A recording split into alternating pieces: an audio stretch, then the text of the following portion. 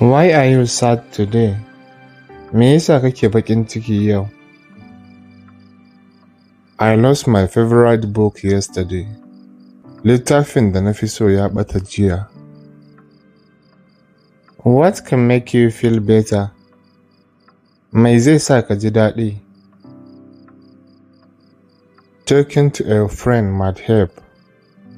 Yin magana da aboki zai iya taimakawa.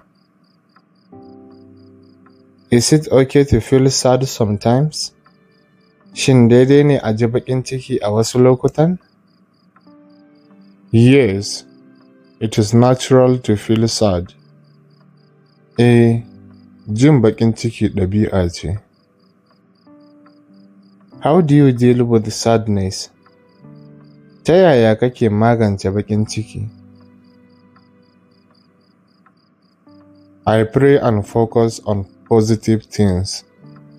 Ina yin addu'a da mai da hankali akan abubuwa masu kyau. Will you feel better tomorrow? Za ka ji daɗi gobe? Yes, I believe things will improve. Na yi imanin abubuwa za su inganta. Muna sayar da littafin koyon Turanci da Hausa na waya, mai ɗauke da darussa guda 100 masu sauƙi na koyon harshen Turanci. Kuɗin littafin Naira 4,500 ne. Idan kuka sayi littafin za mu tura muku da littafin ta waya, sannan za mu tura muku da bidiyoyi guda 100 na darussan da suke cikin littafin.